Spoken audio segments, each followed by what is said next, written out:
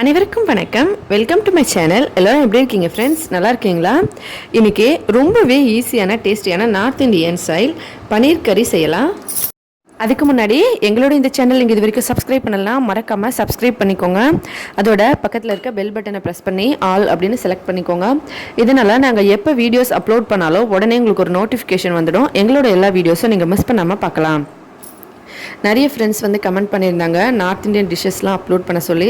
Comment பண்ண எல்லா ஃப்ரெண்ட்ஸுக்குமே ரொம்ப நன்றி ஃப்ரெண்ட்ஸ்.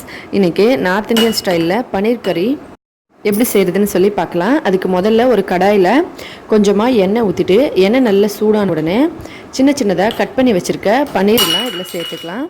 இதில் வந்து நம்ம பன்னீரை இந்த மாதிரி க்யூப்ஸில் கட் பண்ணி சேர்க்கணும். எண்ணெய் ஃபஸ்ட்டு நல்லா சூடாகணுங்க. சூடான பிறகு இந்த மாதிரி எல்லா பன்னீரும் எண்ணெயில் சேர்த்துட்டு நம்ம வந்து இது நல்லா பொரிச்சு எடுக்கணும். பாருங்கள், இது நல்லா சூடான எண்ணெயில் போட்டிங்கன்னா அடியில் பிடிக்காது, இல்லைன்னா அடியில் பிடிச்சிரும். இது முதல்ல நல்லா கொஞ்ச நேரம் ஃப்ரைட் ஆகட்டும். இந்த மாதிரி கொஞ்ச நேரம் கழித்து எல்லாத்தையும் திருப்பி விட்டுடலாம். எல்லா சைடும் இந்த மாதிரி நல்லா ஃப்ரைட் ஆகணும், கோல்டன் ப்ரௌன் கலரில். அதுக்கப்புறம் இதை எடுத்துடலாம்.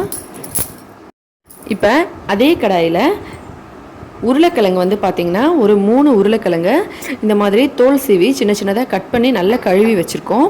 இதையும் சேர்த்து அதே மாதிரி நல்ல கோல்டன் ப்ரௌன் கலரில் ஃப்ரைட் பண்ணி எடுத்துக்கலாம். பாருங்கள், உருளைக்கிழங்கும் நல்லா எல்லா சைடும் ப்ரௌன் கலர் ஆகிடுச்சு. இப்போ இதை எடுத்துடலாம். உருளைக்கிழங்கை நம்ம அந்த மாதிரி வறுத்து எடுத்த பிறகு கடாயில் எண்ணெய் அப்படியே தான் இருக்கும். அதில் வந்து நம்ம இந்த வெங்காயம் சேர்த்துக்கலாம். 3 வெங்காயத்தை இந்த மாதிரி கட் பண்ணி வச்சுருக்கோம், அதையும் சேர்த்துடலாம். அதை சேர்த்துட்டு நல்லா கொஞ்ச நேரம் வதங்க விடலாம். அது வதங்கிட்டு இருக்கும்போதே ஒரு 10 பல்லு பூண்டு, ஒரு சின்ன துண்டு இஞ்சியை இந்த மாதிரி தோல் சீவி சுத்தம் பண்ணி வச்சுருக்கோம், அதையும் சேர்த்து நல்லா வதக்கிக்கலாம். பன்னீர் கறி வந்து பார்த்திங்கன்னா நிறைய டிஃப்ரெண்ட் ஸ்டைலில் செய்வாங்க. பன்னீர் மட்டர், பன்னீர் ஆலு, அதுக்கப்புறம் பன்னீர் மலாய் பன்னீர், அந்த மாதிரி கோஃப்தா, அந்த மாதிரி நிறைய டிஃப்ரெண்ட்டில் செய்வாங்க. அதில் ஒரு மெத்தட் தான் இன்றைக்கி நம்ம செஞ்சுருக்கோம். இப்போ 2 தக்காளியை நல்லா கழுவிட்டு இந்த மாதிரி சின்ன சின்னதாக கட் பண்ணி வச்சுருக்கோம். இதை தக்காளியும் நம்ம இஞ்சி பூண்டு அதுக்கப்புறம் வெங்காயம் வதங்கின உடனே அதில் இதையும் சேர்த்துடலாம். நமக்கு வந்து இது ஃபுல்லாக வதங்கணும்னு இல்லை, சும்மா கொஞ்சமாக வெங்காயம் இஞ்சி பூண்டு வதங்கின உடனே அதில் நம்ம தக்காளியை சேர்த்து இந்த மாதிரி நல்லா கிளறிடலாம். கிளறி தக்காளி வந்து கொஞ்சம் நல்லா பாதி அளவுக்கு வேகட்டும். அதுக்கப்புறம் இதில் கொஞ்சமாக தண்ணி சேர்த்து நம்ம நல்லா அரைக்க போகிறோம். அதுக்கு முன்னாடி இது பாருங்கள், நல்லா வதங்கிடுச்சு. வதங்கின உடனே இதை நல்லா ஆற வச்சிடலாம். ஆற வச்சு அதுக்கப்புறம் கொஞ்சமாக தண்ணி சேர்த்து அரைச்சிக்கலாம்.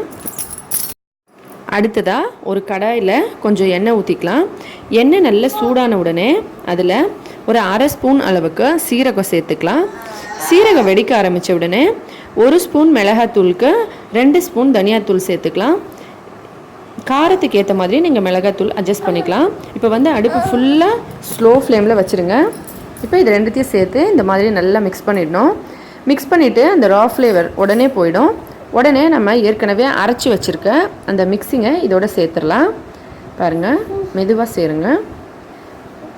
எல்லாத்தையும் இதோட சேர்த்து நல்லா மிக்ஸ் பண்ணிடலாம். நமக்கு வந்து இந்த மிளகாத்தூள் அதுக்கப்புறம் தனியாத்தூள் நீங்கள் வந்து விருப்பப்படி எந்த அளவுக்கு காரம் மிளகாத்தூள் சேர்க்குறீங்களோ அதை விட டபுளாக தனியாத்தூள் சேர்த்துக்கோங்க. இந்த மாதிரி நல்லா மிக்ஸ் பண்ணிடணும். பாருங்கள், ஃபஸ்ட்டு வந்து நமக்கு அந்த ஆயிலெலாம் நல்லா சூடாக இருக்கும்போது இந்த மசாலா சேர்க்கணும். முதல்ல நம்ம அடுப்பு ஸ்லோவில் வச்சு தான் மசாலா சேர்க்கணும். மசாலா சேர்த்துட்டு அதுக்கப்புறமா நம்ம ஹை ஃப்ளேமில் வச்சு இதை நல்லா இந்த மாதிரி மிக்ஸ் பண்ணிக்கலாம். இப்போ மீடியமான ஃப்ளேமில் வச்சு இதை கொஞ்ச நேரம் நம்ம அப்படியே மூடி வச்சு வேக வைக்கலாம். எது வரைக்கும்னு பார்த்தீங்கன்னா, இப்போ பாருங்கள், இதை மிக்ஸ் பண்ண அப்புறம் இது மேலே எந்த ஆயிலும் தெரியல. இது நல்லா கொதித்த பிறகு ஆயில் ஃபுல்லாக மேலே வரும். பாருங்கள், இந்த மாதிரி கொஞ்ச நேரத்துலேயே இந்த எண்ணெய் எல்லாம் ஃபுல்லாக நல்லா தெளிஞ்சு மேலே வந்துருச்சு. இந்த ஸ்டேஜில் இதை நல்லா மிக்ஸ் பண்ணி விட்டுடலாம். எண்ணெயெல்லாம் ஃபுல்லாக நல்லா மேலே தெளிஞ்சு வந்துருச்சு பாருங்கள். இது வந்த அப்புறம் தான் நமக்கு வந்து இந்த கிரேவி வந்து ரெடி ஆகிடுச்சின்னு அர்த்தம். அது வரைக்கும் நீங்கள் இதை பொறுமையாக குக் பண்ணுங்கள். உங்களுக்கு அடி பிடிச்சிரும்னு பயமாக இருந்தால் ஸ்லோ ஃப்ளேமில் வச்சு அதுக்கப்புறமா இந்த மாதிரி குக் பண்ணுங்கள் மூடி வச்சு. எண்ணெயெல்லாம் ஃபுல்லாக மேலே தெளிஞ்சு வரணுங்க. அப்போ தான் அந்த டெக்ஸ்சர் வந்து ரொம்ப சூப்பராக இருக்கும். இந்த மாதிரி நல்லா மிக்ஸ் பண்ணிவிடுங்க. அதுக்கப்புறமா இதில் கொஞ்சமாக மஞ்சத்தூள் சேர்த்துக்கோங்க. மஞ்சத்தூள் வந்து நீங்கள் ஃபஸ்ட்டு மிளகாத்தூள் தனியாத்தூள் சேர்க்கும் போதும் சேர்க்கலாம், இல்லைனா பன்னீரும் உருளைக்கிழங்கும் சேர்க்கும் போதும் சேர்த்துக்கலாம். 2 ஆப்ஷன் இருக்குது. இப்போ நம்ம ஏற்கனவே ஃப்ரைட் பண்ணி வச்சுருக்க உருளைக்கிழங்கு பன்னீர் ரெண்டுத்தையும் இதோட சேர்த்துடலாம். சேர்த்துட்டு இந்த மாதிரி நல்லா மிக்ஸ் பண்ணி விட்டுடலாம். பன்னீர் வந்து ரொம்ப சாஃப்டாக இருக்கும். அது வந்து ஆல்ரெடி வெந்துருச்சு. ஆனால் உருளைக்கிழங்கு வந்து 3/4 பாகம் நமக்கு எண்ணெயிலே வெந்துடும். இப்போ கொஞ்சம் வேக வேண்டி இருக்குது. இருந்தாலும் உருளைக்கிழங்கு பன்னீர் இது ரெண்டுத்துலேயுமே இந்த மசாலா சேரணும் இல்லைங்களா, அதனால் இந்த மாதிரி நல்லா மிக்ஸ் பண்ணிவிடுங்க. மிக்ஸ் பண்ணிவிட்டு நம்ம ஒரு மூடி போட்டு இதை ஒரு 5 நிமிஷம் வரைக்கும் அப்படியே ஸ்லோ ஃப்ளேமில் வேக வைக்க போகிறோம். அப்படி வேக வைக்கும்போது இந்த மஞ்சத்தூளோட பச்சை வாசனை, உருளைக்கிழங்கு பன்னீர் இது எல்லாமே நல்லா மசாலாவோட சேர்ந்து வெந்து வந்துடும். அதுக்கப்புறம் நீங்கள் இதை அப்படியே கறி மாதிரியும் யூஸ் பண்ணி சாப்பிடலாம். இல்லை குழம்பு மாதிரி செய்யணும்னு நினச்சிங்கன்னா இந்த ஸ்டேஜில் கொஞ்சமாக தண்ணி ஊற்றி வேக வைக்கணும். அது வரைக்கும் நம்ம இதை நல்லா கொதிக்க வைக்கலாம். இதில் கொஞ்சமாக உப்பு சேர்த்துடலாம். நம்ம இதை அரைக்கும் போது நீங்கள் உப்பு சேர்த்துருந்தீங்கன்னா இந்த ஸ்டேஜில் கொஞ்சம் பார்த்து உப்பு ஆட் பண்ணிக்கோங்க. டேஸ்ட்டுக்கு ஏற்ற மாதிரி உப்பு சேர்த்துட்டு இதை நல்லா மிக்ஸ் பண்ணி இப்போ மூடி வச்சு இதை நல்லா வேக வைக்கலாம் கொஞ்ச நேரம், எண்ணெய் தெளிகிற வரைக்கும். இப்போ பாருங்கள் 5 நிமிஷம் ஆயிருக்கு. இதை ஓப்பன் பண்ணி பார்க்கலாம். இது நல்லா எல்லா மசாலாவோட இந்த உருளைக்கிழங்கு பன்னீர் எல்லாம் சேர்ந்துருச்சு பாருங்கள்.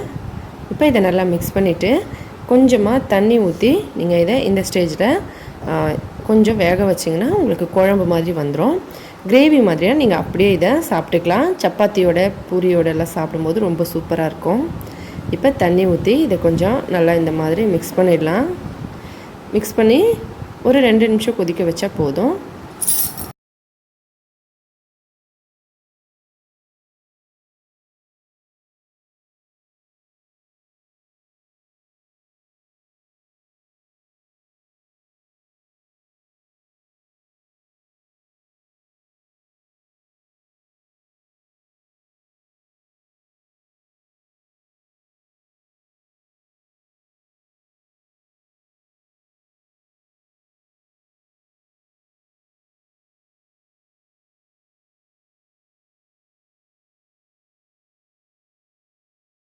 இப்போ ஒரு 2 நிமிஷம் கழித்து பாருங்கள், எண்ணெயெல்லாம் மறுபடியும் நல்லா மேலே தெளிஞ்சு வந்துருச்சு.